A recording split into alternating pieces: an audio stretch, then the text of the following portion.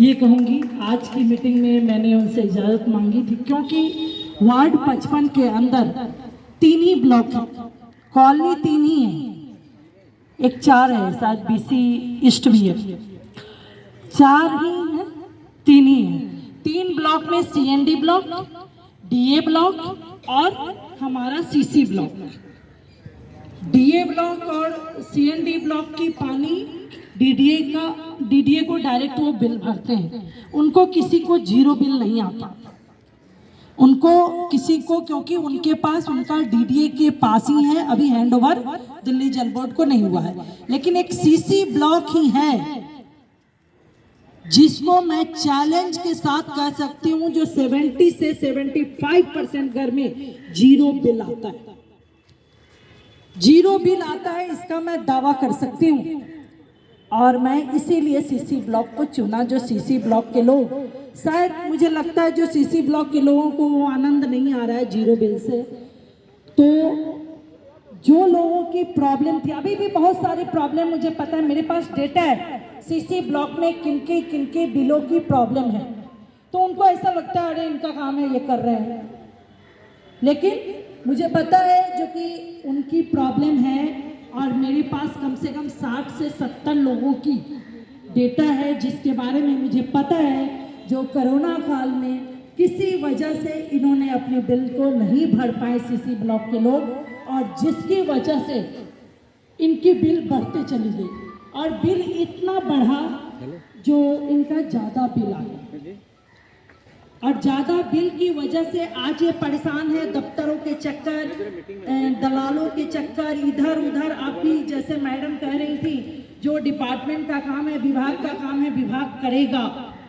विभाग अगर करता तो यहाँ बैठने की जरूरत नहीं पड़ती, विभाग अगर काम अपना करता तो हमें बैठने की जरूरत ही नहीं पड़ती। हमें क्या जरूरत थी? हमें आज कम से कम 1.5 महीने हो गए, आपके सीएम, आपका पूरा मंत्री, कैबिनेट मंत्री एलजी साहब से गुहार लगा रहा है, जो वन टाइम सेटलमेंट स्कीम जो हमने बनाई है उस फाइल पे साइन करो। सिर्फ आप लोगों को एक बात जो बताने, जो प्रॉब्लम कहाँ आ रही है, विभाग तो करना ही है, विभाग को ही करना है, फाइनेंस सेक्रेटरी को ये काम करना है, जो वन टाइम सेटलमेंट स्कीम को वो क्लियर करे, और सभी लोग खुश होके, जितने भी हमारे बड़े बुजुर्ग हैं, बहुत सारे साथी अभी ऑफिस में गए होंगे, बहुत सारे साथी अपने काम करते हैं, तो उनको नहीं पता होगा, लेकिन उनके घर में या तो हम मैसेज नहीं पहुंचा होगा, जो भी रीजन होगी, उनको ये बिल है। और वो बिल कहाँ तक है? हमारे पास 6 लाख तक की बिल आई है, 3 लाख की बिल आई हुई है, 1,80,000 की बिल आई हुई है, और कुछ बिल तो ऐसे हैं जो 60,000, 70,000, शायद हमारे में से बहुत सारे साथी हैं जो कि 60-70,000 भी वन टाइम जान रहे हैं। जो सरकार की जीरो बिल की स्कीम है, हमारे घर में कोई नहीं है, हमारा घर खाली रहता है, फिर भी हमारा बिल इतना है। तो क्या हुआ, जब वो बिल फेंक के जाते हैं, आज भी छोटी पर्ची होती है, पूरी अधिकारियों की लापरवाही की वजह से ये बिल है। ये ना आपके लापरवाही से, ना मेरी लापरवाही से। अधिकारियों ने अपनी बिल की कॉपी कहीं फेंक दी और हमें नहीं दिखा। चाहे हमारा 6-7 महीने हम घर बंद रहा, हम कहीं गए रहे। आज ही एक ब्लॉक से, एसी ब्लॉक से 12 नंबर से फोन आया, जो हम थे ही नहीं, हम है ही नहीं, हम 4 साल से हैं ही नहीं। वो उनके पास से मैसेज गया होगा, उन्होंने कहा मेरा बिल इतना आया होगा।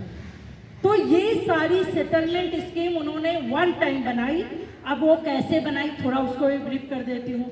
हमारी कैबिनेट ने मिलके बनाया, जो अगर 1 मंथ, साल में 1 या 2 मंथ एवरेज बिल लिया, किसी का 2 मंथ में लगातार जो आई हो, जिस समय आप रहते हो, या कहीं बिजली बिल से उन्होंने लिया, जो बिजली बिल आ रहा है या नहीं।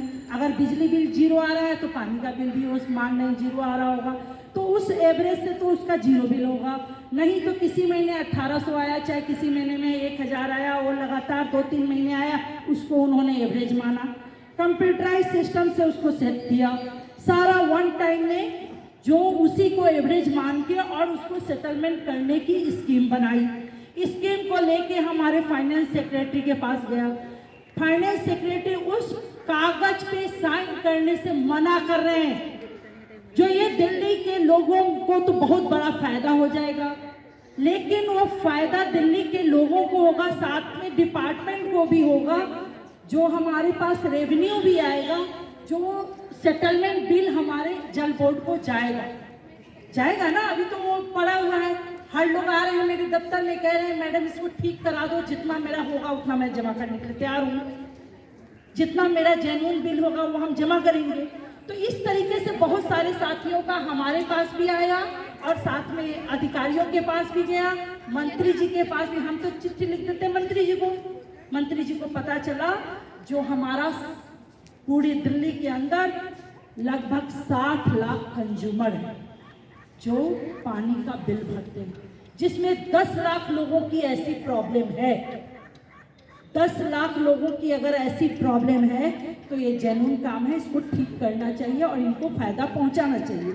इसके लिए उन्होंने वन टाइम सेटलमेंट स्कीम लाई। मान लीजिए कोई अधिकारी है, आपको पता होगा एक कानून बनी थी दिल्ली में, जो सुप्रीम कोर्ट ने पावर दी थी, जो दिल्ली के सरकार को एक पावर है जो किसी की भी ट्रांसफर, किसी को भी सस्पेंड, किसी को भी पोस्टिंग कराने की। लेकिन वो पावर क्या हुई, रातों रात एक अध्यादेश लागू हुई। भाजपा की कैबिनेट ने एक रातों रात अध्यादेश बनाई और जिससे वो पावर, दिल्ली की पावर छिन गई। और छीनने से क्या हुआ, जो दिल्ली के मुख्यमंत्री या दिल्ली के कैबिनेट की कोई अधिकारी सुनते नहीं, क्योंकि हमारे पास एक प्यून की ट्रांसफर और पोस्टिंग करने की पावर नहीं है, एक प्यून को भी सस्पेंड करने की पावर नहीं है दिल्ली गवर्नमेंट को। और ये फाइल लेके जब एलजी साहब के पास जाया गया, कैबिनेट ने भेजा, तो एलजी साहब ने कहा फाइनेंस सेक्रेटरी की साइन होगी तभी इसको मंजूरी मिलेगी। अगर फाइनेंस सेक्रेटरी कोई काम नहीं कर रहा है तो क्या वो फाइनेंस सेक्रेटरी को पद से हटाना चाहिए ना, हटाना चाहिए कि नहीं? वो किसका पैसा है, वो किसका पैसा है उनके पास, उनको जो तनख्वाह मिलती है वो किसका पैसा है, सभी को पता होना चाहिए। आप सबका पैसा है, टैक्स के पैसा से, चाहे विधायक को तनख्वाह मिलता है तो टैक्स के पैसा से, चाहे मुख्यमंत्री को तनख्वाह मिलता है वो भी टैक्स के पैसा से, तो और अधिकारियों को भी तनख्वाह मिलती है तो वो टैक्स के पैसे से, और वो टैक्स के पैसे से उनको सारी रईसी मिली हुई है, गाड़ी मिली हुई है, बंगला मिला हुआ है, उनको सब कुछ मिला हुआ है, और आज वो एक फाइल पे साइन नहीं कर रहे हैं जनता के हित के मुद्दों को। तो आज हम लोग इसलिए बैठे हैं जो आपको पता हो, क्योंकि हम सब की आदत क्या है, टीवी पकड़ा, रिमोट पकड़ा, गाली दी।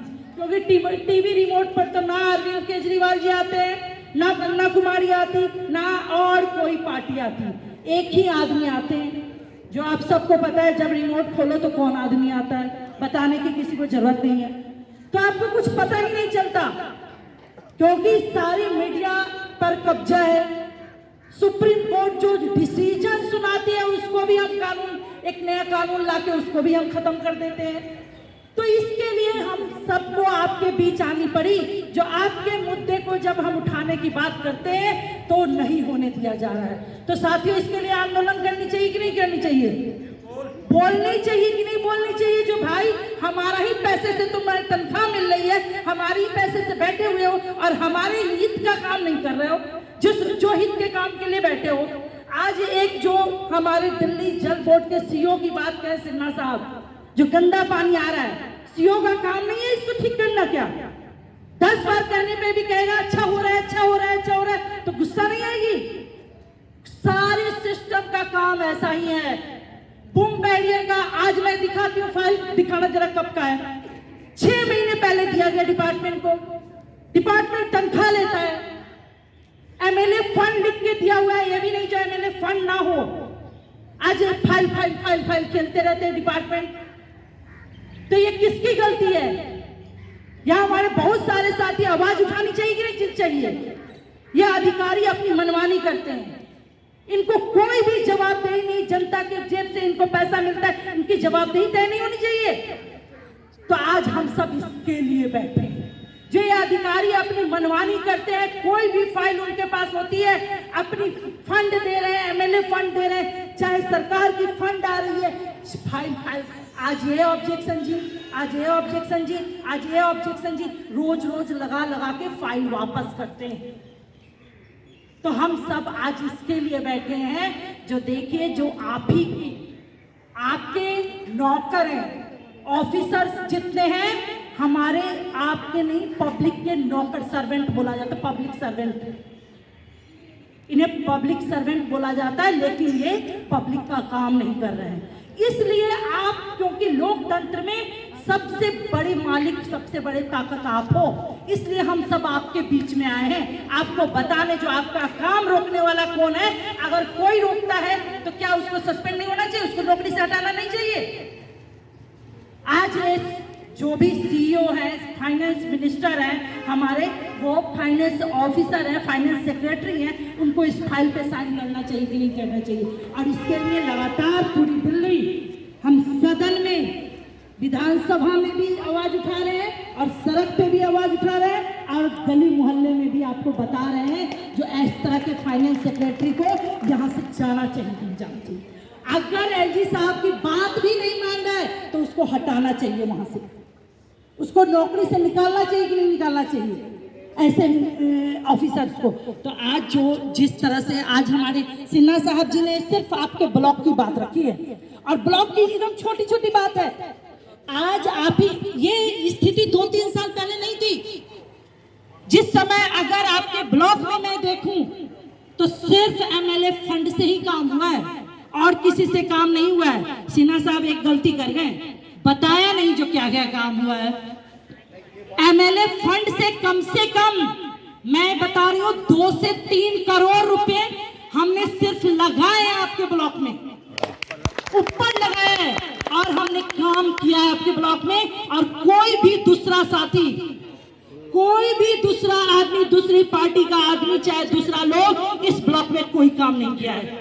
ज्यादा से ज्यादा क्या होगा, कोई आएंगे, अभी सांसद के चुनाव आ रही है, एक हाई मास्क लग जाएगी, बड़ी सी नेम प्लेट लग जाएगी, और होगा क्या, बहुत काम किया। अरे हम लोगों ने सांसद को क्यों चुना था, लॉ एंड ऑर्डर ठीक करने के लिए। आज शालीमार बाग की स्थिति ये हो रखी है जो कहीं कोई सुरक्षित नहीं है। किसी का भी घर हो, चाहे शादी में जाओ तो आपको शादी में कम ध्यान रहता है, अपने घर पे ज्यादा ध्यान रहता है। दिन रात ताला टूट रहा है, दिन रात सरकार की ग्रिलें लगती है, ग्रिल हट जाती है, टाइलें लगती है, टाइल हट जाती है। तो हमारे सांसद महोदय जो चुने गए हैं उनका काम ये है, अभी वो आएंगे, एक हाई मास्क लगा देंगे, हमने ये किया जी, हमने वो किया जी, हमने वो किया जी, वो खूब बोलेंगे। लेकिन साथियों, हमें समझने की जरूरत है, जो ये 2-3 साल से हमें डिस्टर्बेंस आ रही है, रावत जी और सिन्हा जी गवाह है इसके। पहले तो हम जब बोलते थे हम काम कर देते थे, और सीसी ब्लॉक के लिए हमने काम कभी नहीं रोका, ये इस ब्लॉक को हमने अपना माना है। और अब लगातार ये 3-4 काम है जिसके लेकर इन्होंने भी